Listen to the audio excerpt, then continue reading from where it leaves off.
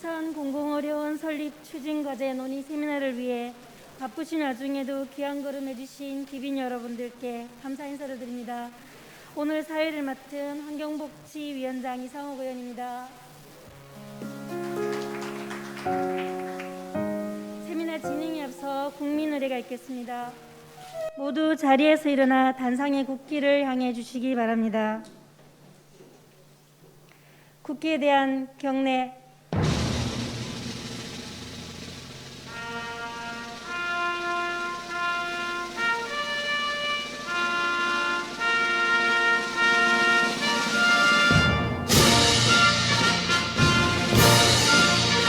나는 자랑스러운 태극기 앞에 자유롭고 정의로운 대한민국의 무궁한 영광을 위하여 충성을 다할 것을 굳게 다짐합니다.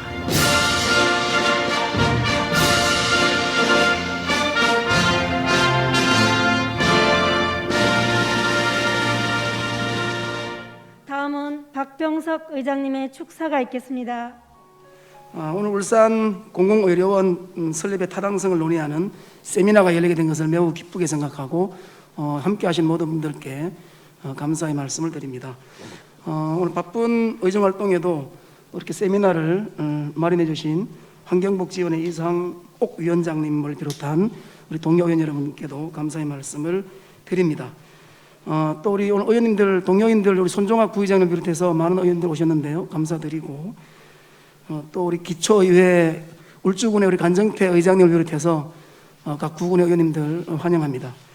오늘 바쁘신 가운데서도 장수목 국민건강보험공단 부산 경남 본부장님께서도 자리해 주셨습니다. 고맙습니다. 주제 발표와 토론을 펼쳐주실 우리 서울시립대 나백주 교수님을 비롯한 전문가 여러분들께도 환영의 말씀을 드립니다. 울산 공공의료원 설립에 따른 논의가 어느 때보다 활발하게 전개되고 있습니다. 필요성과 중요성에 대한 시민 공감대가 확산되고 있다는 반증일 것이라고 생각합니다. 코로나19 사태를 겪으면서 울산의 공공의료의 민낯을 우리 모두가 함께 절실히 공감하는 그런 시간들이었습니다. 부족하다는 표현이 무색할 정도로 열악한 것이 울산의 공공의료 현실입니다. 한계와 제약이 만만치 않지만 공공의료를 하루빨리 확충해야 한다는 것에는 다른 이견이 없다고 생각합니다. 예비 타당성 면제에서부터 국비 확보 등 울산의료원 설립까지 넘어야 할 고비가 산 넘어 산이라고 생각하는데요. 다행스럽게도 어저께 더불어민주당 이낙연 대표님께서 울산을 방문하셔서 울산의 이 의료 현실에 대한 이해를 하시고 공공의료원을 설립하는 데 힘을 보태시겠다라는 말씀을 주셔서 그나마 저희들은 힘을 얻었다고 생각을 합니다. 민간이 함께 힘과 지혜를 모아 나가야 하는 수건사업인 만큼 오늘 세미나가 공공의료의 새로운 길을 여는 출발점이 되기를 기대합니다. 저와 우리 시의회에서는 세미나에서 논의된 의견과 제안을 집행부와 함께 심도 있게 검토하도록 하겠습니다. 소관 상임위원회로부터 상임위원회로서 이상옥 위원장님과 환경복지위원님 여러분께 더 많은 관심과 노력을 펼쳐주실 것을 기대합니다. 다시금 오늘 함께하신 모든 분들께 감사드리고 건강과 행운을 기원합니다. 감사합니다. 지금부터 울산 공공의료원 설립 추진과제 논의 세미나를 시작하겠습니다. 먼저 나백주 서울시립대학교 도시보건학과 교수님 발표가 있겠습니다. 반갑습니다. 저는 앉아서 오늘 발표하도록 하겠습니다. 예. 예, 오늘 이렇게 울산의료원 주제를 가지고 지금 여러 울산시 의회 또 아마 각구 의회에서도 이렇게 오신 것 같습니다. 의원님들, 정치인들이 이렇게 많이 참석해 주셔서 정말 이 높은 지역의 관심을 알 수 있는 것 같습니다. 그리고 우리 또 관계 공무원분들 또 시민단체 분들과 같이 이런 자리를 할 수 있어서 또 제가 발표할 수 있어서 참 영광이라고 생각을 합니다. 사실 제가 이제 시립대에 있기 전에 예전에 제가 대전시에서 근무를 했었습니다. 대전의 건양대 의대에서. 거기서 대전 의료원 설립 운동을 한 10여 년 넘게 같이 했었었는데, 그때 이제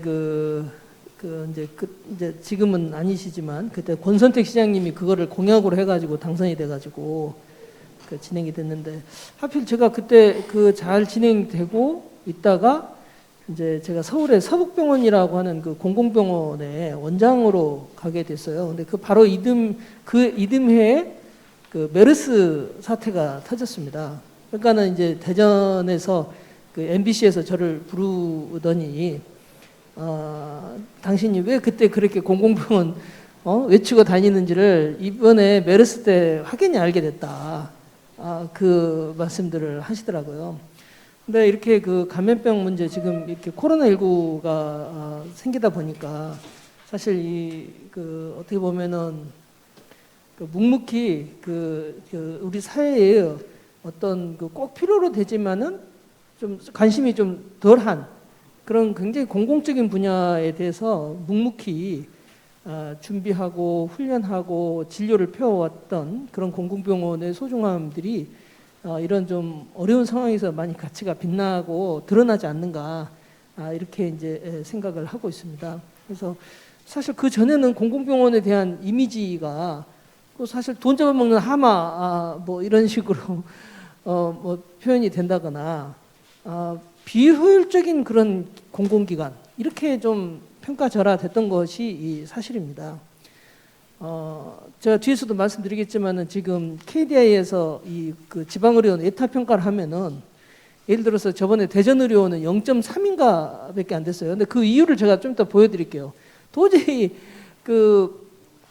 일 가깝게 맡을 수 없는 그런 상황인데, 하여튼 그런 식으로 지금 우리 사회의 공공의료 기관에 대한 평가 가치 기준 잣대가 좀 그런 식으로 좀 너무 좀 거꾸로 된 거 아닌가, 이런 생각을 합니다. 그래서 아무튼 지금 많은 분들이 이제 공공의료 기관이 지역에 필요하다, 이렇게 말씀들을 하시는데, 문제는 이 공공의료 기관이 어떤 모습이어야 되느냐가 또 굉장히 또 중요한 문제일 것 같습니다.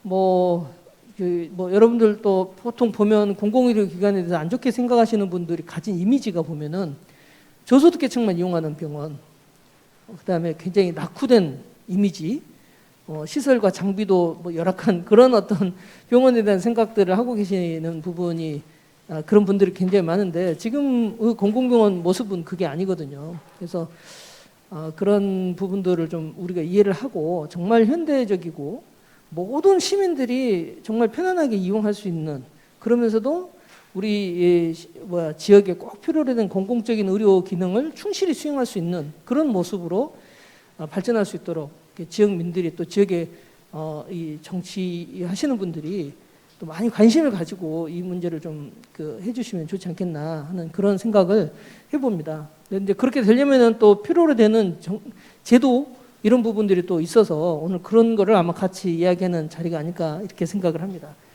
제가 이제 이런 내용으로 좀 말씀을 드리려고 하는데요. 먼저 제가 이제 코로나19와 관련해서 공공병원의 요구도가 어떻게 지금 또 부각이 되고 있는가를 한번 조금 말씀을 드려볼까 하는데요. 이거는 여러분들이 잘 아시는 우리나라의 코로나19와 관련해서 지금 3차 파동을 지나고 있는 그런 상황입니다. 아직도 이게 지금 300명대 밑으로 잘 안 떨어지고 있는 그런 상황인데, 문제는 이게 이제 사망자 숫자고, 이게 이제 치명률에 대한 겁니다. 보시면은 1차 파동 때 사망률이 팍 솟구쳤다가 2차 파동을 거치고 또 약간 솟았다가 지금 3차 파동 때 약간 오르는 그런 모습을 지금 볼 수가 있습니다. 그러니까는 지금 치명률이 한 1.7%대를 전국에서 이렇게 지금 보이고 있는 상황인데요.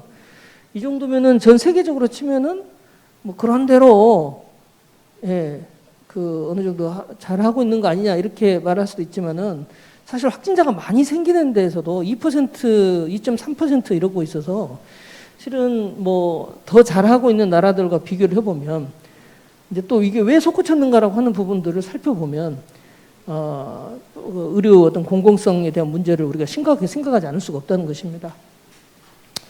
뭐 이제 성적표 관련해서는 이제 이게 방금 그 확진자가 미국하고 영국하고 이런 데가 비교를 하다 보니까 밑에 팍 가라앉아 있는 것 같아서 굉장히 잘한 것처럼 보이고 그러는데 사망률과 관련해서 보면은 한 중간 정도 가는 것을 볼 수가 있다 하는 거고, 확진자가 더 많이 나오는 일본에 비하면 우리가 치명률이 일본보다 약간 더 높은 그런 상황이기도 합니다. 예, 그래서 어떤 그 대응 성적과 관련해서는 지금 한국이 뭐 이 100만 명당의 확진자 숫자나 뭐 사망률 이런 건데, 지금 이게 이제 좀 예를 들어서 일본하고도 이제 비교를 좀 할 수가 있고요. 싱가포르라거나 그 다음에 이제 저기 뉴질랜드, 타이완 이런 데랑 비교를 하면 한국이 더 개선해야 될 여지가 많이 있는 것도 이제 사실입니다. 또 하나가 이제 우리가 관심을 가져야 될 게 초과 사망에 대한 부분입니다. 초과 사망도 한국은 그렇게 높지는 않습니다. 높지는 않는데 그래도 이전에 있었던 사망자 숫자에 비해서 이번 코로나 기간 동안에 약간 더 그 코로나19하고 상관없는 그런 어떤 질환의 사망도 증가를 했었다 하는 이제 그런 부분들인데, 이런 내용들은 무엇을 이야기하냐면 코로나 보는 것 때문에 지금 공공의료기관이나 이런 부분들이 다 코로나 전담병원을 하다 보니까 일반 환자 진료를 잘 하지 못하는 그런 상황이 있어서, 실제로 그 기간 동안에 그런 공공기관, 의료기관을 이용하시는 취약계층이라거나 이주민들, 그리고 또 일반 시민들에 있어서 의료 접근성이 저해됨으로써 나타날 수 있는 그런 문제들이라고 하는 겁니다. 이것도 그 당해에 일어난 사망에 대해서 이제 나타난 것이긴 하지만, 실은 이제 만성적인 어떤 그런 질병, 즉 다시 말해서 조금 지나서 뭔가 합병증이라거나 이런 거 나타나는 것에 대해서는 아직 충분하게 연구가 안 돼 있어서 이런 부분들은 앞으로 더 많이 연구를 해야 되고, 또 초과 사망이 발생한 사람들이 어떤 계층의 사람인지 이런 부분도 아직 연구는 부족한 상태에 있습니다. 그러나 어쨌든 지금 이번에 서울 지역만 놓고 보더라도 저희가 동부병원이나 서울의료원 쪽을 전부 다 코로나 전담병원으로 하면서 그때 그거를 자주 이용했던 일반 그 시민들, 또 취약계층 분들이 그런 의료기관을 가지 못해서 좀 병원을 전전하는 이런 안타까운 모습도 있었던 거기 때문에, 하여튼 이런 문제들도 이제 앞으로 우리가 고민을 해봐야 될 상황이고요. 사실 이게 이제 그 회복력이라고 그래서 그 코로나19에 대한 회복력인데, 한국이 이 그 코로나19 초기 2020년도 초반기에 비해서 후반기로 갈수록 이게 순위가 점점 떨어지는 그런 양상을 보이고 있어서, 우리가 초반에는 K방역이라고 해가지고 굉장히 성공하는 그런 모습을 많이 보였지만은 후반기로 가면서 8.15 그 확진자가 급증한 2차 파동과 또 12월에 3차 파동을 겪으면서 우리 공공의료 저력이 빈약한 부분들이 여실히 드러나면서 어떤 그 회복력도 점점 낮아지고 있는 이런 모습들을 볼 수가 있다는 그런 부분입니다. 그래서 이런 부분들을 이제 저희가 근본적으로 살펴보면, 우선은 공공보건의료 체계의 허약성과 우리나라의 보건의료 체계의 약간 기형적인 모습, 이런 부분들을 한번 같이 살펴볼 필요가 있는데요. 이 공공병원이 지금 보시면 한국이 이게 지금 그 민간 병원이 차지하는 병상 비중입니다. 그것이 이제 공공병원이 차지하는 병상 비중이고요. 이거를 인구 1000명당 병상으로 따지면은 공공병원 병상 비중이 굉장히 한국이 적습니다. 네.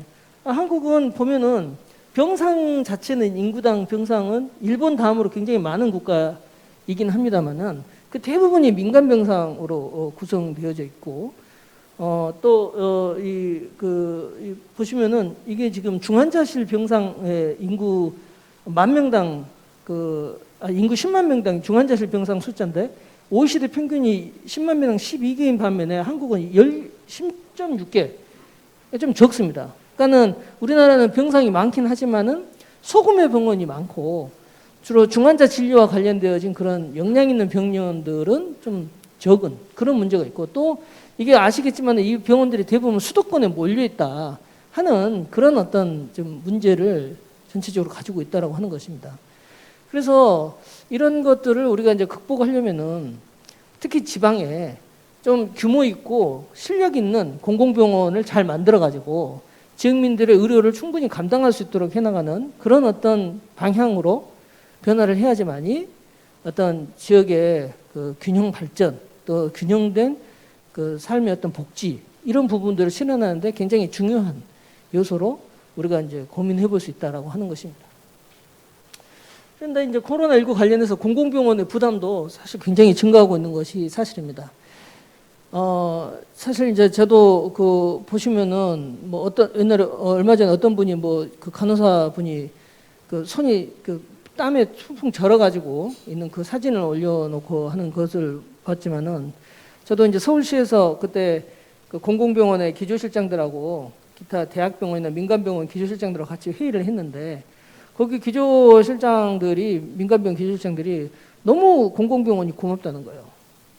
예전에 사실 의사회라거나 이런 병원협회에서 그 지역에 공공병원 하나 만들려고 그러면 어떻게든지 반대를 많이 했었는데 이번에 공공병원이 코로나19 환자들을 전담해서 초기에 탁탁 그 맡아주는 그런 모습을 보면서 아, 공공병원이 정말 필요하구나. 이런 거를 깨닫고 그 고맙게 생각하고 공공병원이 더 늘어나야 된다고 그러고 공공병원이 이번에 사실 중환자 진료 부분이 역량이 많이 미흡하다 보니까 민간병원들한테 병상을 내놔라 막 그렇게 했었잖아요. 근데 잘 안 됐습니다. 그게 이제 그 중환자실 병상 하나만 비우는 게 문제가 아니라 그 음압과 관련해서 그 옆에 다른 중환자의 피해가 되지 않도록 하려면은 그 병원의 복도부터 시작해가지고 리모델링 엄청 많이 해야 되는데 그런 거에 대한 투자 그리고 거기에 대한 인력에 대한 투자 이런 부분들을 민간병원에서는 감당하기 어렵다 이렇게 생각을 하기 때문에 좀 그렇게 힘든 이런 부분들은 지역사회를 위해서 공공병원이 좀 해야 된다. 그러면서 이 사람들이 주장하는 게 서울의료인이나 보라매병원을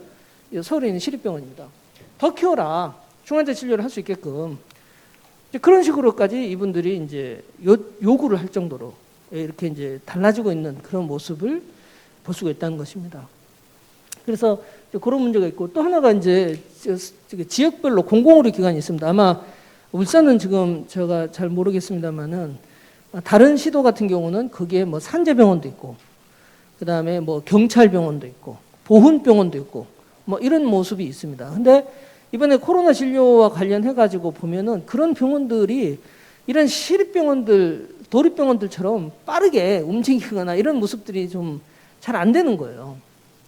물론 서울에서는 적시자병원이 좀 많이 적극적으로 도움을 주긴 했습니다만은 기타 한일병원, 경찰병원, 보훈병원은 너무 잘 안 움직였습니다. 그러니까 왜 같은 공공병원인데 이러는가 이런 걸 보면은 그 시의 보건 정책과 관련해서 그런 공공병원들은 뭔가 이렇게 맞물리면서 돌아가는 그런 시스템이 없는 거예요. 그래서 이번에 참 그런 것도 참 되게 문제다 하는 어떤 그런 생각을 좀 많이 하게 됐고요.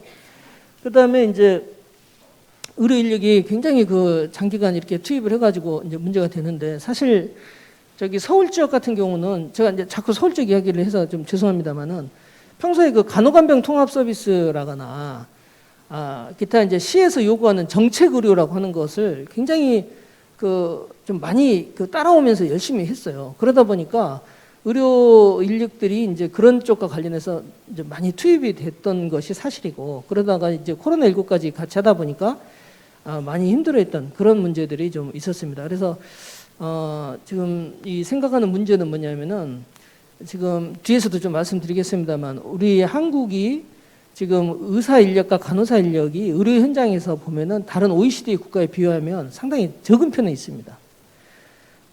그러다 보니까 지금 그 간호간병 통합 서비스 같은 거, 즉 다시 말해서 간병비가 필요 없이 병원에 있는 의료 인력만으로도 가족들이 계속 안 붙어 있어도 그냥 다 치료가 계속 가능한 그런 시스템을 지금 구현하려고 하는 것이 서울의 시립병원들의 지금 그 모습인데 그런 걸 하려면 인력이 더 많이 좀 보충이 돼야 되고 그런 건데 지금 현재 물론 건강보험 수가에서도 많이 노력을 하고 있습니다만은 실은 이런 부분들도 더 많이 좀 필요하고 공공병원이 그런 걸 하는 데 있어서 굉장히 실험적이고 선도적인 역할들을 좀 할 수가 있거든요. 그래서 하여튼 이런 공공병원의 의료 인력들과 관련해서 배치나 이런 부분들은 조금 더 적극적으로 조금 더 여유 있게 이렇게 해서 서비스 질을 높여나가는 그런 부분들도 굉장히 필요하지 않겠나 싶고 또 그런 의료 인력을 양성하는 시스템도 같이 좀 고민을 할 필요가 있다 하는 그런 말씀을 좀 드리고 싶어서 하는 것입니다. 그래서 지금 보면은 코로나19 때문에 그동안 지지부진했던 공공병원 설립운동 가능성이 지금 많이 열려지게 됐습니다. 그래서 보시면은 지금 그 국회의원분들이 예비 타당성 그 면제법을 갖다가 지금 발의를 했어요. 그래서 학교라거나 우체국 같은 경우는 예타 면제를 하는데 500억 이상이 되는 이런 공공의료기관에 대해서는 반드시 예비 타당성 평가를 우리가 하도록 이렇게 되어져 있습니다만은 이 공공의료기관을 다시 보자. 이것도 예타 면제를 해야 되는 거 아니냐라고 해가지고 국회의원들이 지금 발의를 했고 그것들이 그동안 지지부진했던 서부 경남 그 의료원 문제랑 서부산 의료원 문제랑 그 다음에 대전 의료원의 예타 면제를 실질적으로 이끌어냈던 이제 그런 문제가 있다는 것입니다. 그리고 이제 또 기존의 지방의료원, 예를 들어서 강원도라거나 경북이라거나 충남이라거나 이런 데 의료원들이 있었습니다만은 되게 보면은 200병상 정도의 그 요양병원도 아니고 그다음에서 급성기 병원도 아니고 좀 애매하게 포지셔닝 되어 있는 그런 병원들이 꽤 많이 있었습니다. 근데 이런 부분들이 이제 있다 보니까 코로나19 진료와 관련해서도 제대로 뭐 중환자 진료라거나 이런 기능을 제대로 할 수가 없고 또 코로나19 환자를 보다 보니까 다른 일반 환자도 볼 수 없고 이렇게 좀 너무 열악한 상황이 많이 드러나게 돼서 이번에 그런 그 공공병원들의 기능을 이번에 현대화시켜야겠다. 병상 규모를 키우고 의료진도 좀 많이 투입을 해가지고 좀 뭔가 지역에서도 그 규모 있고 질 높은 의료 서비스가 가능하도록 해야겠다 하는 부분들이 이번에 정부 발표에서 이제 나왔던 것입니다. 그리고 이제 그와 관련해가지고 대구에서도 이번에 아시겠지만 대구도 신천지 의료원 그 문제가 워낙 커지다 보니까 대구에서도 지금 제-의료원 설립 이야기가 본격화됐고 급기야는 권영진 시장님도 이제 대구 제-의료원을 만들겠다라고 이제 직접 말씀을 하셨습니다.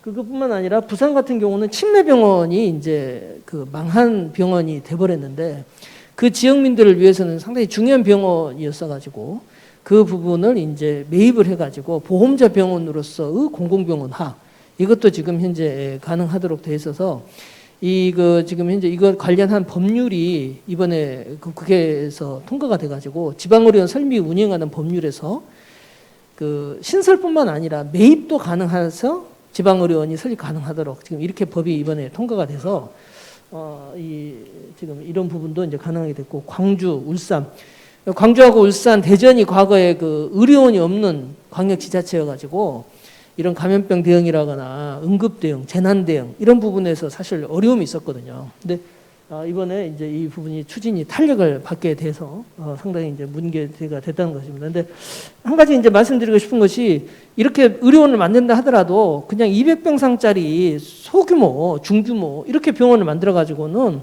이런 코로나 상황에서도 제대로 대응할 수 없을 뿐만 아니라 평소에도 응급의료 대응이나 또는 재난과 같은 상황을 미리 대비하는 이런 여러 가지 측면 또 그리고 암 환자라거나 심혈관계 이런 부분에 있어서 아주 중증이어가지고 대학병원 갈 정도 되면은 모르겠습니다만은 그 정도 아니면은 뭔가 지역에서 해결될 수 있을 정도의 그런 어떤 그 기능을 갖춘 공공병원이 돼야 된다 하는 부분이 이제 좀 문제가 된다라고 하는 것입니다. 그리고 이제 특히나 이제 문제가 좀 희망적이라고 하는 것은 이게 이제 지역의 시민운동과 결합을 해가지고 같이 하게 됐다는 것입니다. 사실 제가 이제 예전에도 제가 이제 대전에는 건양대 의대를 가기 전에 한국보건산업진흥원에서 이제 그 연구원 생활을 했었을 때 그때가 이제 노무현 정부 시절이었습니다. 그때 노무현 정부 때 울산하고 대전하고 광주의 그 보건과 담당 그 과장님들을 모셔가지고 복지부에서 아니 이쪽에 세 군데가 공공병원이 없으니까 공공병원을 좀 만드시면 어때요? 라고 이제 이렇게 제안했더니 그 세 곳의 그 과장님들이 오셔가지고 아이고 뭐 정부 지원도 없는데 우리 그거 예산도 없고 못하겠습니다 이렇게 이제 했다는 것을 제가 이제 옆에서 이제 연구원으로 복지부 이제 뭐 자료 만들어주고 이렇게 하면서 이제 그때 경험을 했었던 부분이 있어서 그때 제가 좀 안타까운 느낌이 많이 들었었는데요. 그때 이제 제가 들었던 생각이 이게 지금 공공병원이 없어서 가지는 실은 문제점이 있는데 지역민들이 너무 잘 모르신다 이런 생각을 했어요. 근데 지금 이제 뭐 메르스도 겪고 코로나도 겪고 또 이제 그 인구 고령화 같은 현상을 심각하게 겪다 보니까 시민들이 이제 공공병원이 뭐 하는 병원이라는 것을 조금 알게 됐고 특히 이제 제일 큰 것은 진주의료원 폐원 때문에 시민들이 그 공공병원에 대해서 많이 생각을 해보게 됐던 그런 기회가 됐던 것 같습니다. 사실 저는 그 전에 이 공공병원 관련해서 연구 같은 걸 하면서 외국의 공공병원을 좀 많이 다녀봤거든요. 특히 의료 취약지에 공공병원이 있어서 거기에서는 진짜 그 아주 그 뭐 상관 지역에 있다 하더라도 뭐 심장 관련이나 뭐 머리 혈관 관계나 이런 것들도 초기 진단과 그다음에 초기에 적절한 치료를 잘 받고 그리고 큰 병원 갔다가 또 다시 와서 거기서 후속 관리를 할 수 있게끔 하는 이런 시스템을 제가 많이 봤기 때문에 우리가 지금 얼마나 공공병원이 허약한가 하는 것들을 제가 좀 많이 느끼고 있었던 상황인데 하여튼 이제 지역민들이 그런 그 의료와 관련돼서 공공의료와 관련된 인식을 많이 갖게 된 것이 저는 굉장히 큰 성과라고 보여집니다. 그래서 이제 국회에도 공공의료 특위가 만들어졌고 또 이제 그 다음 달 아니 3월 중순 3월 24일쯤에 이제 화순경에 발족을 하려고 그러는데 좋은 공공병원 만들기 운동본부가 지금 준비되어지고 있는 상황입니다. 그리고 지금 옆에 김정희 센터장님도 오셨지만은 건강보험공단에서도 공공병원 설립 및 기능 강화 관련해서 활발한 활동들을 전개하고 계셔서 얼마나 반가운지 좀 모르겠습니다. 사실 그 보험자가 똑같은 보험료를 다 갖고 있지만서도 저기 의료 소외 지역, 농어촌 지역에서는 같은 보험료를 내고도 도시민들하고 똑같은 그런 서비스를 못 누리는 그런 부분들도 있거든요. 그리고 또 이 지금 현재 그 우리나라가 아까 90% 이상 되는 민간병원 위주로 돌아가다 보니까 그 민간병원들이 요구하는 그 비급여 진료비 이런 부분들이 사실 굉장히 많고 또 거기서 이제 보면은 수술이나 어떤 시술이나 이런 부분들이 상당히 병원 경영적 입장에서 판단돼서 진행되는 그런 부분도 있는데 의료 소비자인 입장에서는 보면은 그걸 잘 못 느끼거든요. 병원은 의사는 다 이런가 보다 이렇게 이제 생각들을 하신단 말이죠. 근데 사실 그렇지가 않거든요. 공공병원이라고 하는 것은 병원 경영은 좀 뒷전에 놓고 지역민들의 건강과 뭐 어떤 그런 판단을 굉장히 앞장서서 놓고 병원을 운영하는 기관들이기 때문에 그런 부분들에서 이제 차이가 있다는 거고. 그래서 저도 이제 그런 거를 경험했어요. 예를 들어서 이제 공공병원 원장이 MRI 수가를 한 10만 원, 20만 원 이렇게 굉장히 낮게 받아요. 근데 그 옆에 있는 민간병원은 30만 원, 50만 원을 받아요. 근데 경영이 좀 어려워지니까 뭐 장례식장 이런 것도 좀 올리고 MRI 수가도 올리고 싶어요. 근데 공공병원이 10만 원, 20만 원 받고 있으면 자기가 올리면은 요거도 먹으니까 와서 이야기를 해요. 그 원장님 뭐 좀 올리세요. 그렇지 않아도 도에서 뭐 이렇게 안 좋은 이야기 많이 듣고 그러는데 MRI 수가 좀 올리세요. 우리도 좀 올립시다. 막 이런단 말이죠. 근데 공공병원은 그럴 수가 없어요. 공공병원은 의무비급여 수가 같은 경우는 그 시도에 철저한 감독을 받도록 이렇게 되어져 있고 또 그런 걸로 인해서 시민들이 막 그 의료비 부담을 받게 되면 그 이제 민원이 들어가니까 바로 이제 감사가 나오고 의회에서도 질책이 들어가고 막 이러니까는 그렇게 할 수가 없는 거거든요. 그래서 이런 그 의료 비용적인 측면부터 시작해가지고 여러 가지 의료 서비스에 있어서 의료 표준을 지키고 하는 그런 거가 지역사회에서 한두 개는 꼭 있어줘야지 민간병원의 과도한 그런 의료 어떤 모습들을 견제도 할 수 있고 이런 부분이 있습니다. 근데 또 민간병원이 가진 또 장점도 있어요. 뭐 예를 들어서 편의성을 높이는 그런 진료라거나 하는 그런 부분들에 있어서 장점이 있기 때문에 서로 윈윈할 수 있는 그런 의료 생태계를 만들어주는 것이 굉장히 중요하다는 것입니다. 그래서 하여튼 그런 측면에서 공공병원이 꼭 필요한 모습이 있어서 이제 그런 내용들을 그 건강보험공단에서도 적극적으로 모색한다는 것이 너무 다행이다 이렇게 이제 말씀드릴 수가 있겠습니다. 제가 이제 좀 오늘 중점적으로 말씀드리고 싶은 것은 정부가 작년 12월 13일 날 공공의료 강화 정책을 발표해서 지방의료원 예비 타당성에 대해서 아까 말씀드렸던 대전하고 서부 경남 그다음에 서부선 의료원에 대해서 했는데 그렇게 했고 그다음에 이제 그 지방의료원 중축대 시설비나 이런 거를 50대 50으로 주도록 돼 있는데 한시적으로 국비를 60%까지 올려서 이걸 주겠다. 지금 이런 내용들을 발표해서 지방 재정의 부담을 완화시키는 방향의 내용을 발표를 했습니다. 근데 이게 보면은 광역시 이상, 특광역시는 50대 50 그대로 가고 도에 있는 데는 60대 40 이렇게 지금 발표가 돼 있어서 이게 과연 맞냐 이런 어떤 생각도 들고 있고 그 외에 이제 기존의 지방의료원이 35개가 있는데 적시제병까지 포함해서 감염병 안지 설비도 이제 늘려주겠다 이렇게 돼 있고 필수 의료 인력 그 전공의에 대해서 권리 강화나 그다음에 전문의를 좀 더 강화할 수 있도록 하는 그런 내용들 그다음에 간호사 충원을 위해서 예산 지원이나 이런 것도 좀 고민해 보겠다 이렇게 지금 나와 있는 상황입니다. 그래서 이제 그런 부분이 있는데 그런 내용들은 이제 기존에 그 예타 면제를 했던 3개가 있고 그다음에 이제 그 외 지역은 예비 타당성은 그대로 간직한데 그 평가 체계를 좀 바꿔가지고 예비 타당성에 완화된 기준을 적용받을 수 있도록 하겠다. 지금 이렇게 지금 나오고 있습니다. 이제 그에 해당되는 거가 제2대구의료원이나 울산의료원, 광주의료원 이런 데가 이제 아마 해당이 될 겁니다. 근데 제가 지금 이제 말씀드리고 싶은 부분이 바로 이런 건데, 지금 울산의료원이나 광주의료원 같은 경우는 지금 올해 아니면 내년 사이에 바로 이제 설립과 관련해서 공식적인 첫걸음을 뗄 텐데, 지금 예비 타당성에 대한 기준을 바꾸려면요, 이게 보시면 알겠습니다만 경제성과 정책성 이게 굉장히 중요한 부분입니다. 근데 이제 경제성을 따지면은 도저히 그 지방의료원은 그 답이 안 나와요. 그래서 정책성을 해야 되는데, 정책성이라고 하는 것들을 보면 정책 효과에 보면 일자리 효과나 생활 요건 영향, 환경성, 안전성 이런 부분이에요. 지역민들에 있어서 만성질환 어떤 문제라거나 정신건강에 대한 문제라거나 공공병원이 지역의 공공의료를 수행함으로써 뭐 결핵 같은 감염병이라거나 이런 문제에 기여할 수 있는 부분들은 이 안에 못 들어가는 겁니다, 지금. 근데 그런 기준들이 그냥 넣는다 그래서 바로 들어가지는 게 아니거든요. 충분히 연구를 해서 어느 정도 넣을 거냐 하는 것들을 다 생각을 해가지고 이게 들어가야 되는데 1년 사이에 이 연구 결과가 도저히 나올 수가 없다는 것입니다.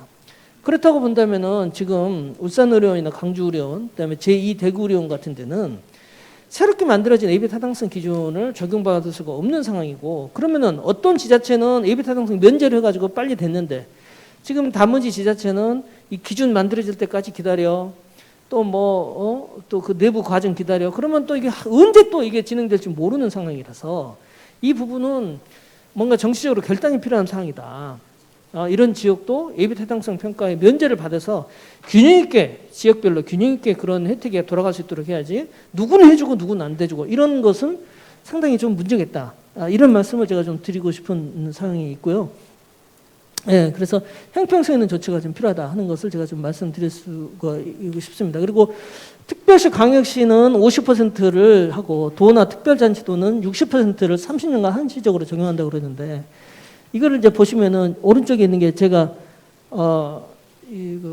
행정연구원인가 가면 전국의 지방재정 자립도를 이렇게 표시를 해가지고 있습니다. 그래서 서울이 지금 70% 이상 돼서 아주 색깔이 빨갛고, 울산도 지금 상당히 높은 편인데 울산하고 경기도가 지금 비슷한 수준입니다. 그러면 울산하고 경기하고 지방재정 자립도가 비슷한데 경기는 도기 때문에 60% 지원을 받고 울산은 광역시기 때문에 50% 지원을 받고, 이것도 말이 되느냐 하는 점에 대해서 한번 이건 생각해 볼 필요가 있다고 하는 것입니다.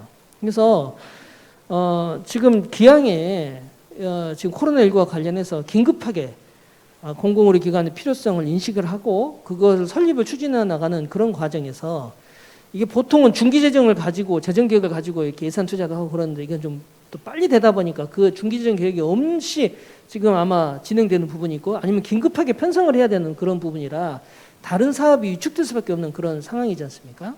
그래서 이런 거는 뭐 특광역시 이런 거를 구분하지 말고 같이 60대 40으로 해주든지, 하여튼 뭔가 이런 어떤 지금 조치가 필요한 거 아니냐 하는 것도 제가 좀 말씀드리고 싶은 부분이고요. 또 하나가 이제 또 이게 아주 중요한 부분인데, 이전에는 지방의료원 재정 신축을 할 때 이 사업이 500억 이상이 되면은 BTL 사업을 했습니다. 그러니까 BTL 사업이라는 것은 중간에 민간 사업자를 끼고 하는 사업으로 돼 있어서 민간 사업자로 하여금 건물을 짓게 하고, 그리고 나서 이제 운영하다가 생기는 이익을 어느 정도 갚아나가는 식으로, 그리고 또 그 사이에 지방자치단체가 국비랑 같이 매칭을 해가지고 재정에서 조금씩 갚아나가는 이런 형태로 이제 되어 있습니다. 근데 이제 이렇게 하다 보니까 실은 실물적으로 들어가는 예산 대비로 나중에 민간 사업자한테 주는 돈을 따져놓고 보면 민간 사업자 돈이 더 많이 가게 돼 있던 그런 구조였다는 것이죠. 너무 길어요? 아이고, 네, 죄송합니다. 그래서 아무튼 뭐 그런 부분인데, 이것을 지금 보니까는 이전에는 이거를 이제 대전의료원부터 이걸 재정사업으로 전환을 하게 됐습니다. 근데 이전에 재정사업으로 지원했던 거가 천안의료원 같은 경우 한 400억 정도가 상한가였거든요. 근데 지금 이 정도 갖고는 병원 짓지도 못합니다. 지금 뭐 1,000억 넘고 2,000억 가까이 금방 300병상 이상 지으려면 그렇거든요. 그래서 이것을 갖다가 현실화시켜야 된다 하는 요구를 지금 복지부한테 꾸준하게 좀 해야 되는 그런 상황이고, 이 부분에 대해서 어떤 시민단체라거나 어떤 정치인들의 요구가 좀 강하게 있어줘야 된다. 사실 병원 건축 시장의 현실을 지금 반영을 해서 해야 되고, 이에 따라서 복지부는 중장기 지역 공공병원 신중축 현대화 계획을 좀 제대로 수립해서 갈 필요가 있다. 이 말씀을 좀 드리고 싶은 부분이 있습니다. 또 하나가 운영비에 대한 문제입니다. 지금 사실 공공병원은 지금 이제 규모를 키우고 건강보험공단에서 만든 신포괄수까지로 운영을 하면 어느 정도 적자는 많이 보지 않고 운영을 할 수 있을 정도로 재정 건전성이 높아집니다. 그렇다 하더라도 예를 들어서 간호간병 통합 서비스를 뭔가 한다거나 그리고 난임 치료에 대해서 뭔가 좀 특화된 서비스를 한다거나, 그리고 또 당뇨 환자들이 보면은 지금 병원에 가면은 동시에 여러 개 검사를 받아봤는데 병원을 그 검사 때문에 여러 번 와야 돼요. 그래서 원스톱 센터를 좀 만들어 가지고 와서 한꺼번에 다 할 수 있도록 한다거나, 공공병원이 민간병원에서 수익 때문에 하기 어려운 것들을 굉장히 여러 가지를 할 수가 있어요. 그뿐만 아닙니다. 분만 수가 적어가지고 산부인과 운영이 어려운 망해가는 병원임에도 지역임에도 공공병원에서 산부인과 분만을 쓰게 해가지고 서비스를 한다거나, 정신질환자들이 보통 신체질환이 같이 와가지고 정신적으로 입원을 해야 되면은 정신병원에서 안 받아줍니다. 그럼 공공병원에서 그런 거를 할 수 있도록 별도의 응급실에 공간을 만들어가지고 할 수 있도록 인력도 운영하고 이렇게 하려면은요, 그거 아니면 그 환자들 지역에 돌아다니면서 왜냐면 정신병원에서도 안 받아주니까 신체가 닫혀 있는데 우리 정신병원은 그런 신체 질환 못 봐요. 이런 부분들이 있어요. 그래서 그런 거를 이제 공공병원이 해서 안정시키고 지역사회에 다 이제 잘 이렇게 지내실 수 있도록 도와드리는 이런 어떤 그 서비스를 하려고 한다면은 이 공공병원의 역할들이 많이 달라져야 됩니다. 근데 그런 부분들이 그 불가피한 적자라고 해서 이런 그것이 발생할 수밖에 없는 그런 모습들이 상당히 많이 있어요. 근데 서울에 있는 시립병원들의 그 불가피한 적자를 다 계산해가지고 그거를 손실보존 그 제도를 운영을 하고 있습니다. 국립중앙의료원도 그렇게 하고 있어요. 근데 지금 다른 지자체는 그런 부분들이 없어서 이렇게 돼 있고, 지방의료원 설립 및 운영하는 법률을 보면은 3년간 단기 순손실을 문제가 있으면은 원장에 대한 평가를 한다거나 해임도 가능한 이런 식으로 지금 조항이 돼 있어요. 근데 지금 우리 이제 이 다음에 김종인 선생님이 발표하실 거지만은 이제 단기 순이익은 많이 줄어가고 있습니다, 전체적으로. 근데 의료 적자는 계속 커지고 있어요. 이거는 뭐냐면은 그 병원들이 의료적 사업들을 굉장히 많이 하는 부분들인데 자꾸 이렇게 단기 순손실을 이야기하면 원장님들이 의사들한테 자꾸 돈 되는 진료하게끔 이런 식으로 할 수밖에 없고, 그 외에 여러 가지 부대 사업에서 이득을 보기 위해서 이런 여러 가지 그런 경영적 관심을 그쪽으로 돌릴 수밖에 없거든요. 그래서 정확하게 공공적인 측면에서 하는 것들은 딱 평가해가지고 시가 딱 정확하게 재정 지원을 해주고 하는 이런 식으로 하면서 효율적으로 운영할 수 있도록 한다면은 훨씬 더 공공사업을 잘 해나갈 수 있다는 것입니다. 그래서 지금 이거를 이제 법률에다가 좀 반영하거나 하는 필요가 있고, 그 다음에 이제 보시건 울산의료원에서도 설립 운영 조례와 관련해서 있는데 그런 어떤 문제들이 조례에 들어가서 보니까는 기금도 있고 보조금 내용도 있고 그러는데, 아무튼 이런 사항들을 잘 평가를 해가지고 불가피한 적자는 보전해주는 그런 내용들이 명시될 필요가 있겠다 하는 생각이 듭니다. 그리고 이외에도 제가 진짜 마지막으로 꼭 강조드리고 싶은 부분은, 공공병원은 그러니까 일반 다른 병원은 환자가 많이 오게끔 하는 병원이거든요. 근데 공공병원도 아픈 사람 와야죠. 근데 이런 경우가 있어요. 병원에 자꾸 반복적으로 재입원하는 그런 환자들이 있어요. 집에 가도 제대로 돌봄이 안 되기 때문에 다시 문제를 똑같이 악화돼가지고 또 오고, 이런 문제들을 병원에서 평가해가지고 어떻게 하면 지역사회 잘 지낼 수 있게끔, 그래서 그 집에도 찾아가 보고 그 지역에 있는 보건소나 민간 의료기관을 협력할 수 있는 그런 병원이 돼야 되는데, 그런 병원을 누가 할 수 있느냐. 그런 것이 아까 제가 말씀드렸던 감염병과 관련해서 평소 훈련하는 것처럼 이런 커뮤니티 케어, 지역사회 통합 돌봄을 위해서 기능을 투입하고 예산을 투입하고 인력을 투입하는 그런 병원의 모습이 공공병원이 가장 필요한 병원이다 하는 그런 사항이라고 하는 것입니다. 그래서 이런 내용들을 잘 해야지만이 앞으로 괜찮게 된다는 것이고요. 그리고 이제 이런 부분들을 잘 하려면은 저는 그 광역 공공의료 기금이 필요하다 하는 것을 꼭 말씀드리고 싶어요. 왜 그러냐면은 이런 이제 정부 이제 지자체 예산 회계로 하는 것은 1년 단위나 보통 추경으로 해서 이렇게 가는 그런 부분이긴 하지만, 뭔가 이제 긴급하게 들어가야 될 필요성이 있거나, 또는 어떤 이제 그 운영과 관련해서 이렇게 이제 하는 그 문제들은 좀 여러 가지로 좀 예산 제도 안에서 탄력적으로 쓰기가 어려운 그런 부분들도 있다는 것입니다. 그래서 공공보건의료 인프라 확충과 관련해서 그 자치구랑 함께 인프라 확충을 좀 하려면은 필요시는 건물 매입 등 조치도 좀 필요하고 하여튼 뭐 이런 내용들이 있는데 요거는 공공의료 기금을 만드는 게 좋겠고 이거는 지자체 차원에서도 하는 것도 좋겠지만은 중앙 정부가 지금 만들어 가지고 광역에다가 배정을 해서 이렇게 하는 것도 훨씬 좋겠다 하는 이런 생각을 지금 해보고 있습니다. 그래서 이것도 지금 내용을 다 담아가지고 지금 공공병원 설립 및 운영 지원 특별법을 지금 정부 차원에서 만들고 또 그런 취지가 각 지자체의 조례로 반영이 돼서 하는 것이 좀 좋지 않겠나 하는 그런 생각이 들고요. 이제 예산 인력 관련해서도 아까도 제가 이제 잠깐 말씀드렸지만 한국 여가 있습니다. 인구 1000명당 그 간호사 수도 지금 이쪽 아래에 들어가 있고 인구 1000명당 활동하는 의사 수 지금 이렇게 아래쪽에 들어가 있어서 이쪽에 굉장히 지금 의사나 간호사 수가 적은 그런 상황입니다.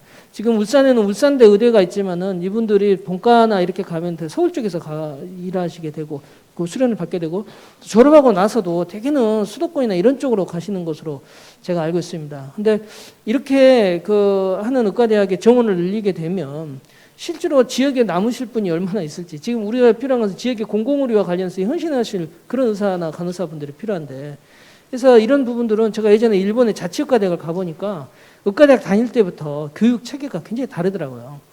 방학 때나 이럴 때는 그 지역에 살던 동네 또 지역 주민들을 조사를 해가지고 건강관리 실태조사하고 의료와 관련해서 어떻게 해결할 수 있을지를 발표도 시키고 뭐 그러면서 또 이제 그런 봉사활동도 많이 나가게 하는 굉장히 공공적인 마인드의 공공의과대학이 좀 필요하지 않나 하는 생각이 들고 그렇게 해서 지역에 있는 그 의료원이라거나 공공보건기관과도 연계해가지고 수련을 하고 이런다면은 정말로 지역에 필요로 되는 그런 의료 인력이 또 양성될 수 있지 않을까 하는 그런 생각이 들어서 또 그런 내용들 좀 말씀드렸습니다. 네, 이상입니다. 네. 우리 교수님 감사합니다. 다음은 김정희 국민건강보험연구원 연구조정협력센터장님 발표가 있겠습니다. 네, 제가 오늘 맡은 주제는 지방의료원 현황과 경영수지 지원 방안인데 지방의료원 현황은 다 많이 알고 계셔서 그 부분은 좀 빨리 넘어가고 지방의료원 경영수지 현황이 어떻게 되고 그리고 가장 궁금해하시는 게 당기순이익이 흑자인 기관이 많은데 그게 지원금이 있어서 흑자 아니냐 지원금을 빼면 얼마나 적자가 되는지 이런 부분들을 좀 추가로 분석을 했고 향후 지방의료원의 경영 현황이 어떻게 개선될 수 있는지에 대한 내용을 간략하게 말씀드리도록 하겠습니다. 그래서 이거는 공공의료 확충이 필요하다라는 논리는 누구나 얘기하고 있고 건강보험공단에서 공공의료 확충을 얘기하는 부분은 사실 빨간색 세 번째 부분이 가장 큰 이유라고 보시면 될 것 같습니다. 그래서 문재인 케어의 핵심이 크게 두 가지인데 기존에 비급여가 많았던 거를 건강보험에서 급여화하는 것도 있지만 기존에 그 수가 수준이 이렇게 보상 수준이 다른 게 좀 문제거든요. 예를 들어서 검사나 그런 장비의 보상비는 높은 반면에 인력이 투입되는 응급이라든지 산부인과라든지 이런 수가 수준이 좀 낮고 그런 불균형을 해소하는 것도 큰 맥락인데 그런 두 가지 측면에 있어서 나백조 교수님이 강조하셨듯이 민간은 어느 정도 한계, 물론 민간이라고 해서 다 나쁜 행태를 하는 건 아니지만 일반적으로 공공병원이 표준 진료를 제공하고 있고 이런 측면에서 건강보험의 지속 가능성, 재정을 얼마나 잘 운영하는 측면에서 공공병원의 의미도 앞서 말씀하셨던 그 지역의 주민을 건강을 지키는 것뿐만 아니라 우리나라의 건강보험 제도를 유지하는 데 있어서도 이 공공병원의 역할이 중요하다라는 측면에서 공단이 좀 많이 움직이고 있는 거라고 이해하시면 될 것 같습니다.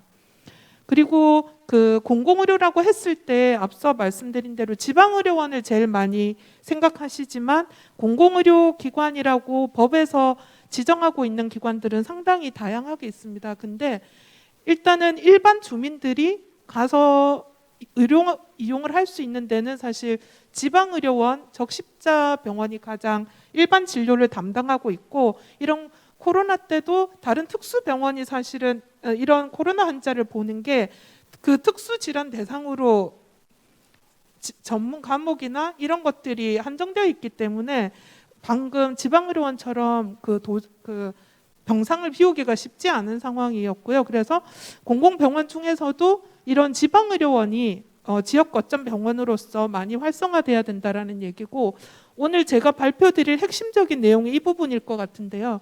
그래서 지방의료원을 확대한다고 하는데 가장 논란이 많이 되는 게 특히 두 가지인 것 같아요.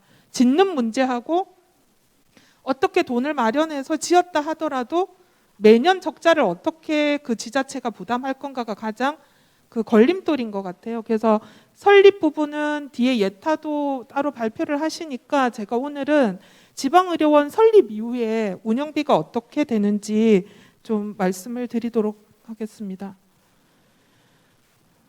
그래서 이제 이 부분은 정의 부분이라 넘어가고요. 이제 여기서 다시 한번 강조를 드리고 싶은 거는, 우리가 그 국립대의 역할이 따로 있듯이 지방의료원은 그 지역에서 2차, 급성기 2차 진료가 그 지역 안에서 해결될 수 있는 정도의 의료원이 생겨야 된다는 거죠. 그런 측면에서 지금 의료원들은 대부분 200병상 규모가 대부분이라 이런 역할을 하는데 한계가 있고, 그런 것들이 지역의 사망률하고도 이어지는 문제가 있다라는 거를 여기서 말씀드리고 싶고요.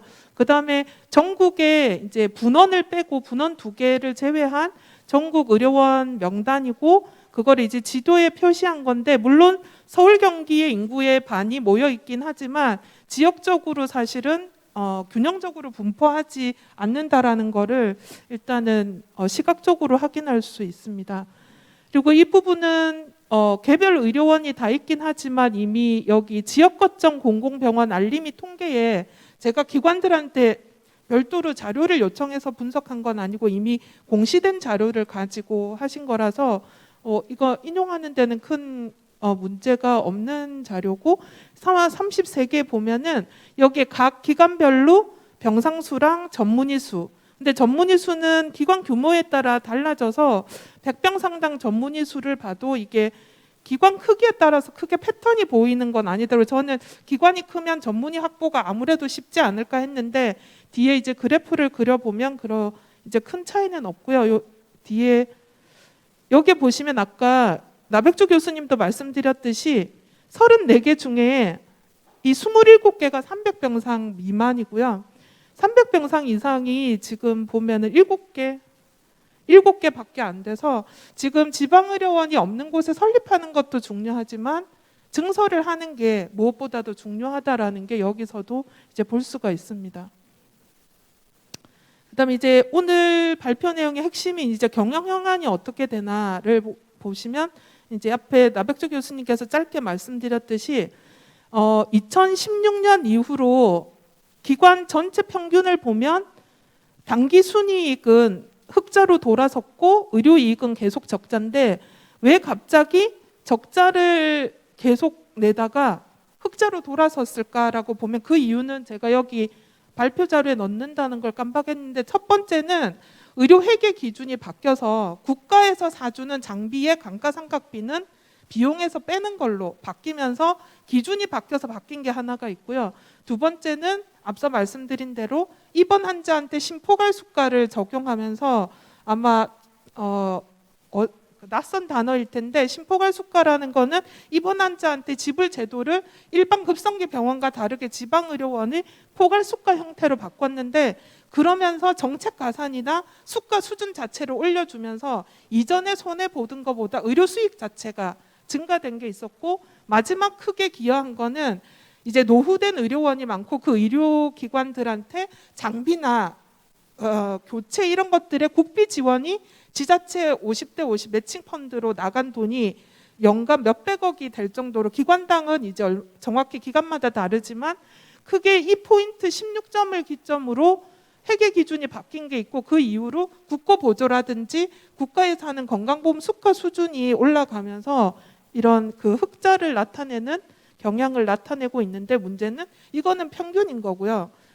그럼 모든 기관이 흑자를 내느냐라고 이제 다시 살펴보면 이거는 기관 단위로 계산을 한 건데 의료 이익이 적자였잖아요. 근데 모두가 적자는 아니에요. 3개 기관은 흑자를 내고 있는 기관이 있어요. 그 역으로 지방의료원이 단기 수익이 아니라 의료 수익만으로도 흑자를 내고 있는 곳이 있다라는 거고, 그 다음에 단기 순이익을 하다 보면은 평균은 흑자지만 반은 흑자고 반은 적자인 거예요. 근데 이 의미는 뭐냐면 반이나 적자야라고 할 수 있지만 이전에는 모두가 흑자였거든요. 여기에 이전에 보면은 거의 모든 18 약 몇 개 기관만 흑자였는데 지금은 그래도 반이나 흑자로 돌아섰다라는 거는 뭐 기타 수익의 그런 것도 있겠지만 제가 여기서 강조하고 싶은 거는 지방의료원이 밑 빠진 독에 물 붓기라는 거는 어떻게 보면 약간 올드한 얘기인 거고, 지금 국가나 이 건강보험 수가로 많은 부분 흑자로 돌아서고 있다라는. 근데 이제 그 부분이 어디까지 이제 경영이 호전될지는 앞으로 이제 정책에 달려 있는데, 이거는 이제 기관별로 봤을 때 여기에 위에 의료 이익이라고 했는데 제가 이제 쉽게 얘기하면 지방의료원이 결산을 할 때 의료와 상관없는 수익 말고 실제 환자를 보는 수익만 따졌을 때 파란색이 흑자거든요. 그래서 파란색이 흑자인데 거의 없죠. 아까 말씀드린 대로 흑자를 내는 곳은 있지만 의료 이익은 여전히 다 손해를 볼 수밖에 없고, 최종 결산하는 단기 순이익을 봤을 때는 파란색이 흑자인데 최근에 이 흑자 기관들이 굉장히 많이 늘었다는 거를 이제 여기서 볼 수가 있습니다. 근데 뭐 흑자 규모는 병상에 따라서 틀리지만 대부분 뭐 여기가 48억 한 40억 이렇게 흑자를 내는 기관들도 있습니다. 그러면은 아까 관심 있게 보신 분들은 지방의료원이 지금 뭐 많이 흑자로 돌아섰다고 하지만 지원금이 빠지면은 다 적자 아니냐고 말씀을 많이 하셔서 저희가 이제 공시된 손익계산서를 다시 좀 검토를 했습니다.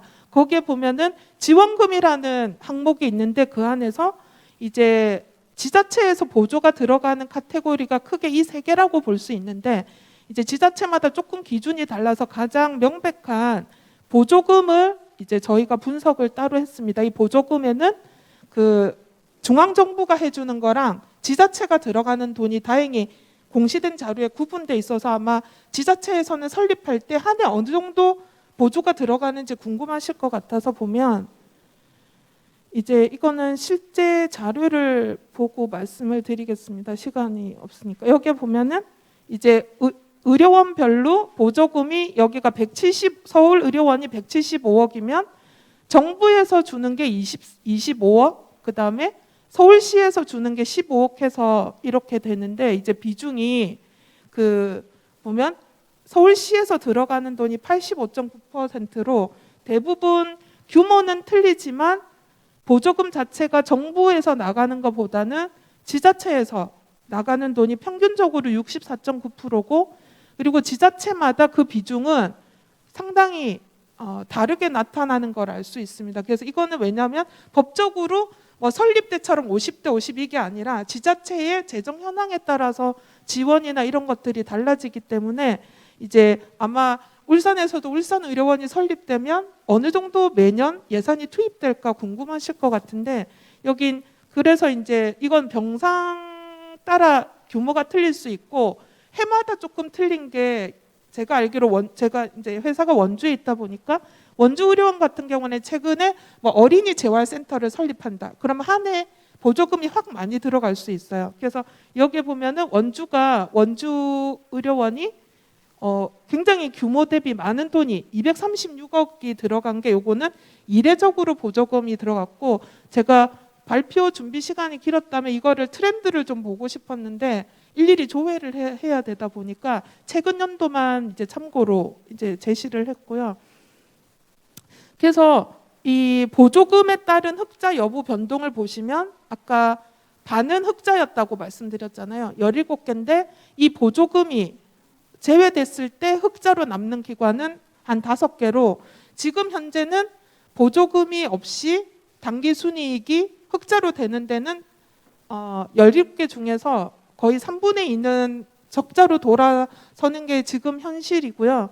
그래서 흑자 기관 17개 중에서 15개 기관은 그 이유가 지방자치단체 보조금 비중이 정부보다 높아서 지자체 지원 역할이 아직까지 이제 중요하다라는 거를 알 수가 있습니다. 그래서 요거는 아까 말씀드린 대로 어떤 기관들이 적자로 돌아서고 여기 동그라미로 동그라미로 체크된 곳이 지원금을 빼도 흑자로 남아 있는 기관들인데 이제 많지는 않습니다. 그래서 그러면 여러분들께서는 울산의료원도 짓고 나면 매년 이렇게 많은 돈이 계속 이렇게 투입이 돼야 되는 걱정을 하실 텐데 이제 향후 경영은 어떻게 개선될 수 있나, 계속 이런 규모로 가야 되는지 그 얘기를 이제 말씀드리는 게 오늘 제 발표의 핵심인데요.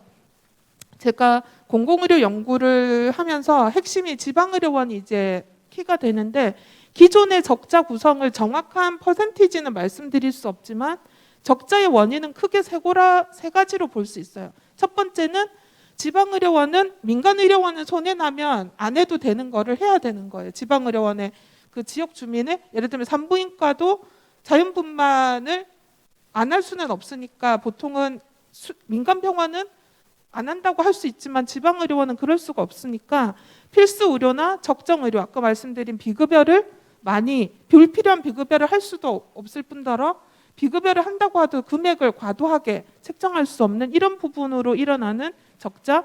두 번째는 민간병원과 다르게 그 지역 주민들에게 해야 되는 의무사항, 특히 이제 건강보험에서는 치료 위주의 보상이 이루어지는데 여기에서 보면 질병관리나 지역사회 뭐 고당 환자 사업이라든지 이런 건강증진 사업으로 이루어지는 거는 지금 현재 건강보험에서 보상되는 그 수가가 적용되지 못하다 보니까 이런 걸 운영하는 거는 사실 보상 기전이 없다 보니까 손해가 날 수밖에 없고요. 나머지는 제가 알파라고 해서 비효율인데 이런 것도 있지만 비효율적인 부분, 왜냐하면 소규모로 움직이다 보니까 우리가 규모의 경제라는 거를 200평상에서 사실은 구현하기가 힘들고 여러 가지 문제들 때문에 이 세 가지가 적자를 구성하는 큰 요인이라면 첫 번째 요인은 해소 방안이 뭐냐면 지금 문케어가 완성되면 해소될 수 있다라는 건데 아까 말씀드린 대로 문케어의 핵심은 기존의 간병이나 그다음 병실 차액, 그다음에 받아야 되지만 이미 그 비급여로 돼 있던 거를 급여화하는 것도 있지만 그 기존의 수가 수준이 안 맞는 거, 저가, 예를 들면 응급이나 산부인과를 개설했을 때 보상 수준이 충분하지 않아서 손해 보는 부분을 이제는 수가를 맞춰주겠다라는 거거든요. 손해 나지 않게. 그러면은 그렇게 보장성이 강화되고 적정 수가가 보장되면 1번 파트는 손해가 나면 안 되는 거예요. 만약에 표준 진료를 하는데도 손해가 난다고 하면 수가 수준을 올려줘야 되는 시그널이 되는 거죠. 그래서 근데 요거는 향후 몇 년 안에 된다고 약속드릴 수는 없지만 지금 문재인 정부에서 하고 있고 향후에도 할 부분은 이 부분을 맞추는 거고, 두 번째는 이거는 좀 다른 차원에서 저는 해석을 해야 될 필요가 있다고 말씀드리고 싶은 게 공공병원과 민간병원의 가장 큰 차이점은 사실 민간병원도 표준 진료는 해야 돼요. 근데 공공병원이 그거를 선도해야 된다라는 거고 지역 주민에게 질병관리나 건강증진은 민간병원과 차별되고 공공병원만이 할 수 있는 영역이라고 봤을 때 여기에 들어가는 돈은 적자에 넣는 게 아니라 회계 기준을 분리해서 이거는 울산시에서 보건소 예산은 그냥 투입되잖아요. 지역 주민을 위해서. 그래서 요 이번 섹터는 아예 뭐라고 해야 되나 경영의 회계에서 아예 분리돼서 이거는 지역 주민을 위해서 지방의료원이 당연히 써야 되는 돈으로 생각해야지 적자라는 걸로 카테고리를 하는 게 부적절하다라는 생각이 있고요. 세 번째 비효율은 제가 최근에 연구한 보고서에서도 제안한 건데 아까 말씀드린 300, 400병상으로 생긴다고 하더라도 인력 수급이라든지 아니면은 뭐 물품 공동 구매 이런 거를 통해서 지방 의료원들끼리 효율성을 달할 수 있고 좋은 방향으로 갈 수 있는 공공병원 지원본부라고 해서 중앙에서 지방의료원들을 도와주는 그런 기구가 좀 생겨서 이렇게 효율적인 아니면 전산 시스템도 공통으로 개발하면 똑같이 적용해서 쓸 수 있으니까 그런 부분들에 대한 지원이 있어야 되지 않을까 하는 겁니다. 그래서 여기서 말씀드리고자 하는 거는 이제 그래서 단기적으로는 심포갈 수가를 통해서 이제 문케어가 이행이 되면 여기서 말씀드리는 이 부분 필수 의료, 적정 의료를 통해서 발생하고 있는 적자는 문케어가 완성되면은 상당 부분 해결이 된다. 근데 제가 정확히 그게 3년이 걸릴 거다, 5년이 걸릴 거다라고 말씀은 못 드리지만 우리나라의 건강보험이 이 문케어 부분이 완성이 되면 이 부분의 적자는 많이 없어질 건데 제가 정확한 숫자는 기억 못 하는데 공익적 적자를 계산할 때 이 부분이 상당히 많은 부분을 차지해서 지방의료원의 적자 부분이 문케어가 완성되면 많은 부분 해결될 거라는 얘기고요. 그 다음에 이제 회계 기준 개편 앞에서 말씀드린 이런 부분은 공익적 적자랑 구분해서 이거는 당연히 지방자치제가 보건예방사업 이런 차원에서 부담해야 될 부담이지 적자라는 개념으로 보면 안 될 것 같다라는 거고 마지막은 중복되지만 공공병원 지원본부단을 설립해서 인력 확보나 경영 등 전문 지원 체계를 컨설트해주는 이런 역할이 있으면 지방의료원을 설립하더라도 지금까지의 그런 지자체 부담보다는 많이 줄지 않을까라는 제언을 드리고자 합니다. 예, 이상입니다. 김정희 센터장님 감사합니다. 다음은 옥민수 울산대학교병원 예방의학과 교수님 발표가 있겠습니다. 네, 안녕하십니까. 울산대 옥민수라고 합니다. 저라도 빨리 시간을 당겨야 될 것 같습니다. 네, 그래서 저도 앉아서 발표를 하겠습니다. 네. 제가 준비한 내용은 울산 건강 수준 향상을 위한 울산 의료원 설립안 내용인데요. 울산의 공공보건의 현황, 그 다음에 최근의 동향 이런 거를 감안을 했을 때 울산 의료를 어떻게 설립해야 될지 그 안을 제시를 하려고자 합니다. 현황인데요. 저는 울산 의료원이 울산의 높은 연령 표준화 사망률을 낮추는 데 기여할 수 있는 방향으로 설립이 돼야 한다고 생각합니다. 그게 큰 원칙. 그러니까 제가 오늘 발표드리는 내용들은 원칙들이거든요. 첫 번째 원칙은 그겁니다. 왜냐? 울산이 연령 표준화 사망률이 꾸준하게 높아왔어요. 높아왔고 2019년도에 봤을 때도 이제 뒤에서 세 번째, 2018년도는 안타깝게도 꼴찌였습니다. 2019년도는 조금 나아졌는데 거의 트렌드가 비슷하죠. 어떤 질환 때문에 그러냐 보면 고혈압, 당뇨, 허혈성 심장질환, 뇌혈관 이런 연령 표준화 사망률이 상당히 높은 편입니다.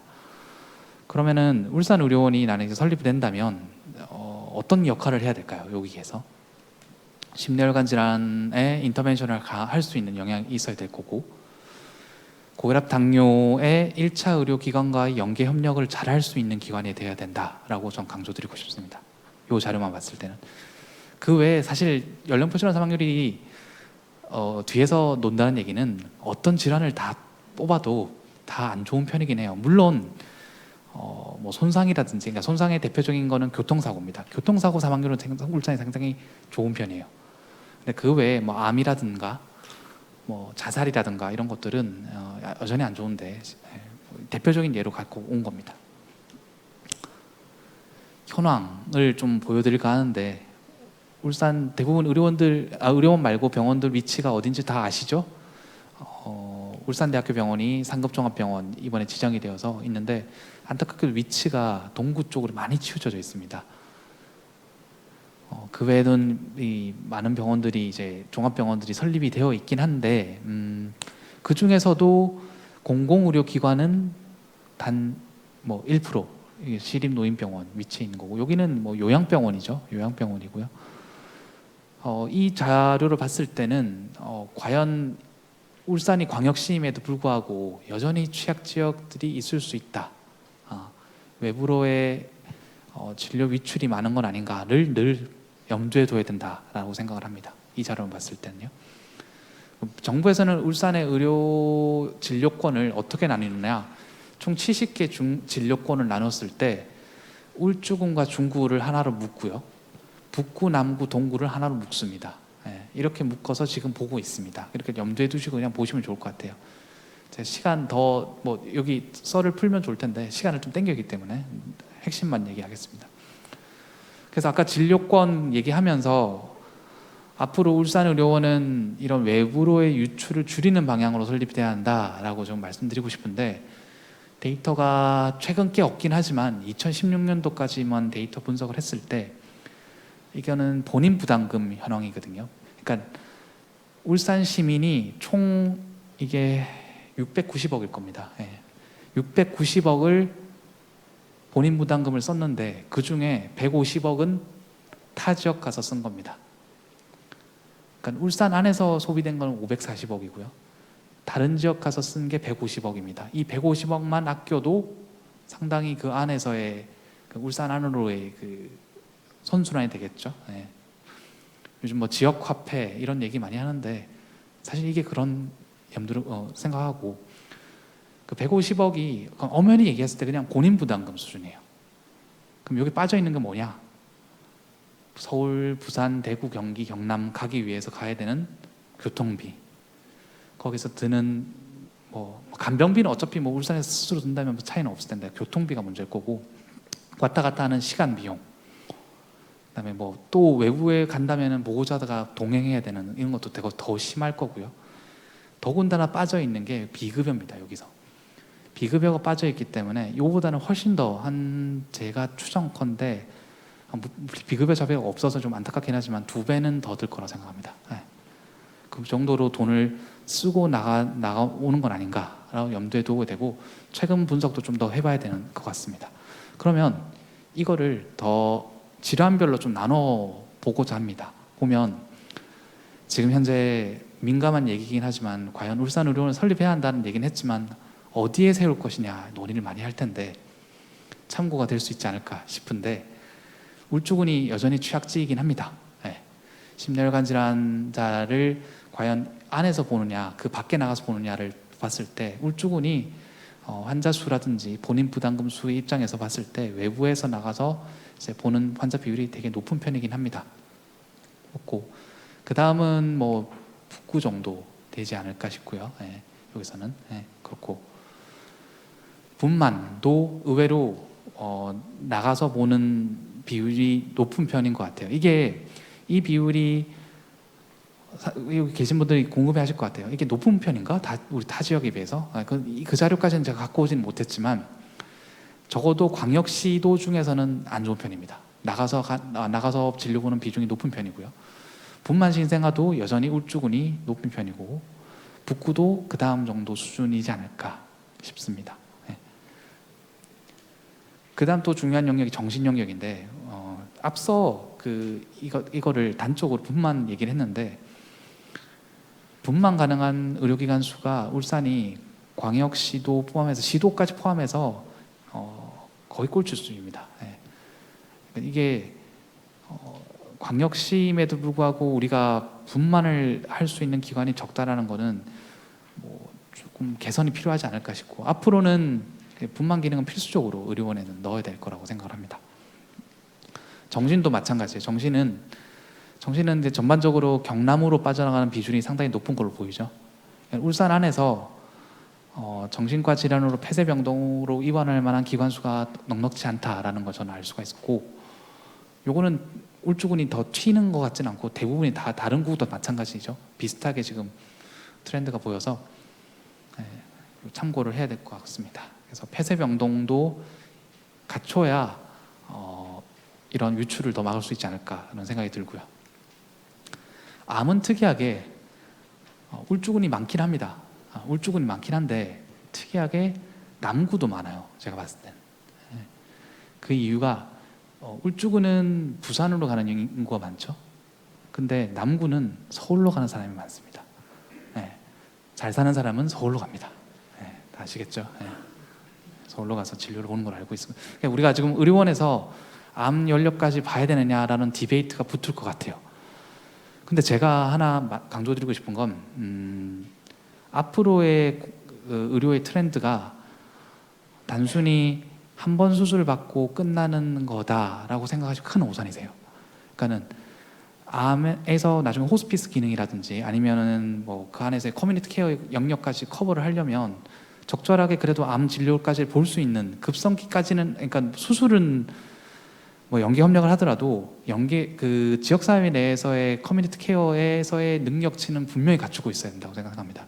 그리고 아까 뭐 저 공단 쪽에서 발표를 해주셨을 텐데 심포괄 말고도 이러한 지역사회 커뮤니티 케어를 묶는 수가 제도는 저는 분명히 있어야 한다고 저는 생각합니다. 그거를 그냥 단순히 정부의 그런 보조금 내지는 회계 기준으로 지원을 하면 엄청난 이게 압박이 나중에 느껴지거든요. 정부를 통해서.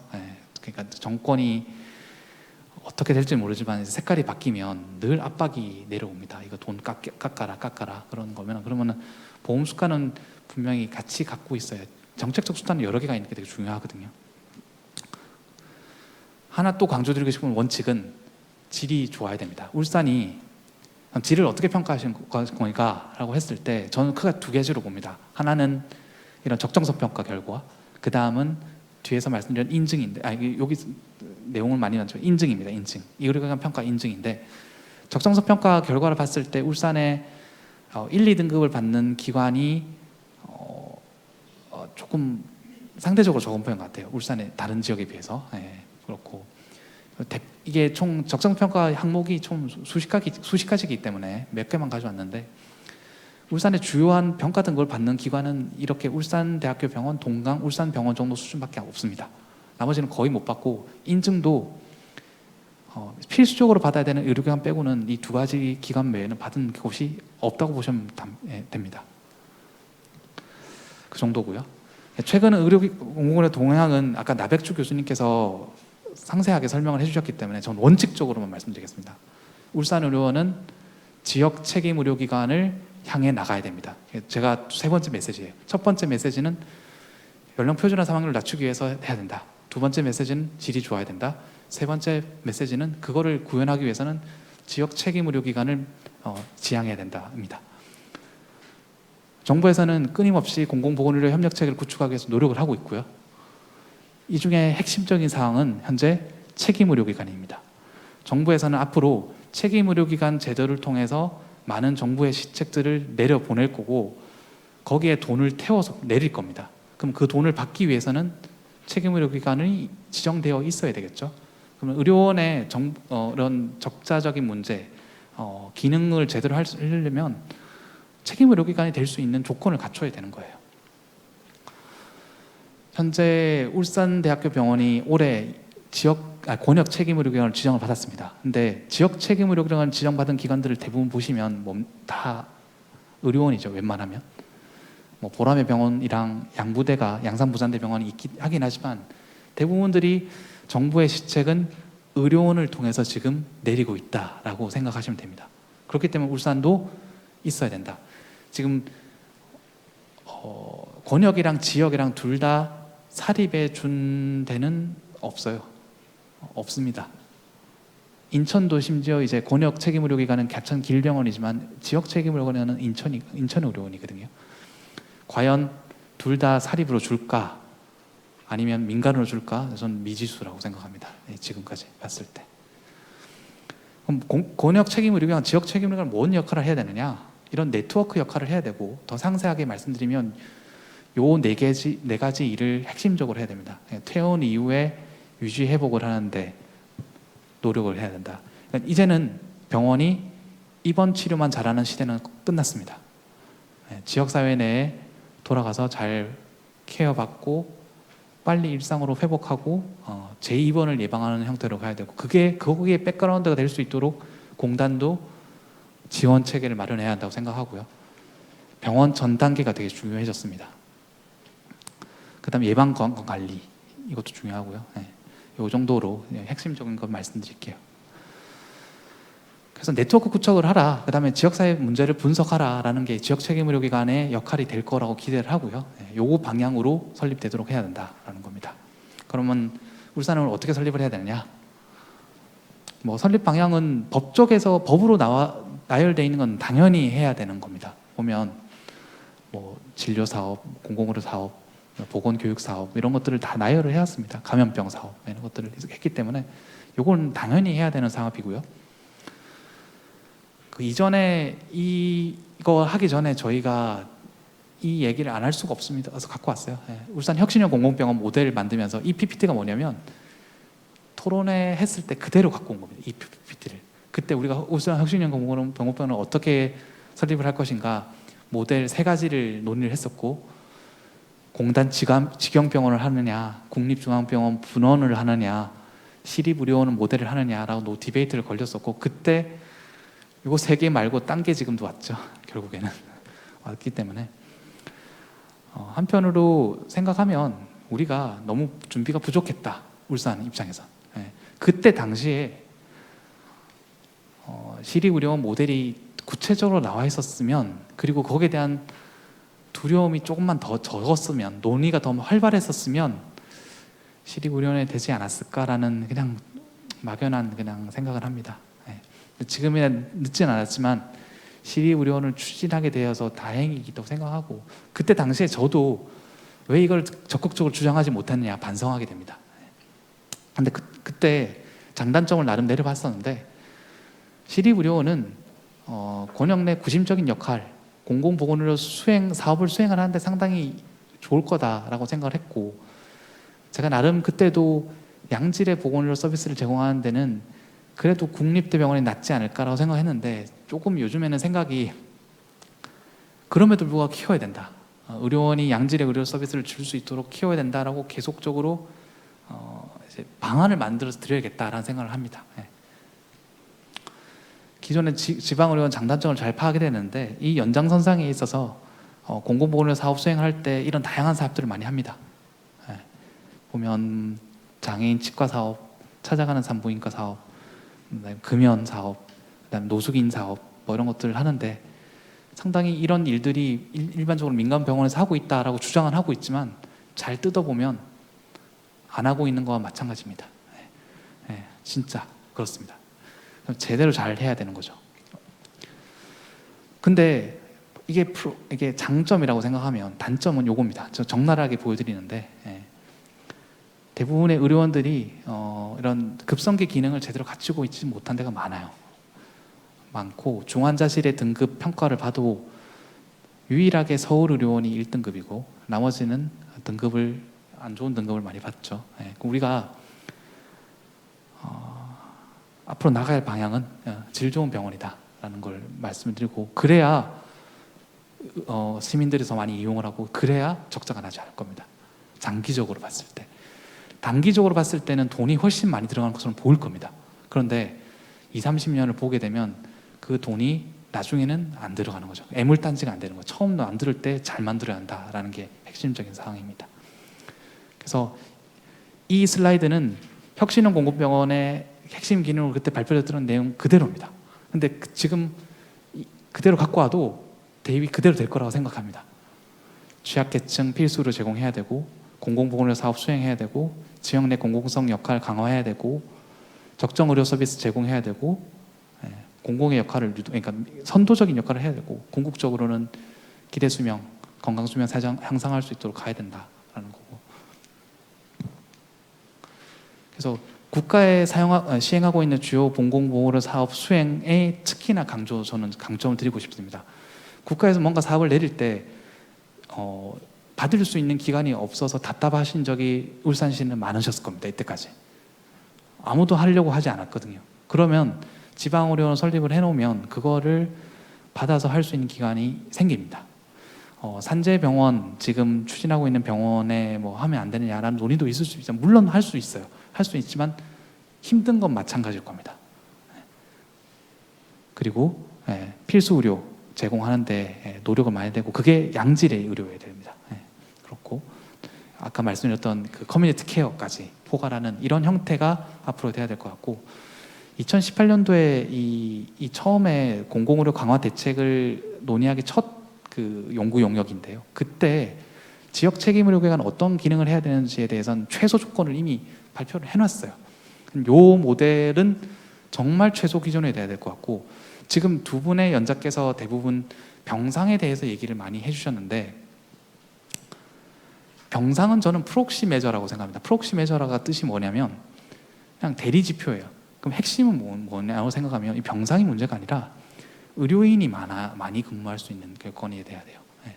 전문의 수가 최소 아까 그 발표 자료 보셨으면 한 50명 정도가 근무할 수 있는 병원이 되어야 될 겁니다. 그래야 적자가 안 나게 될 거거든요. 네.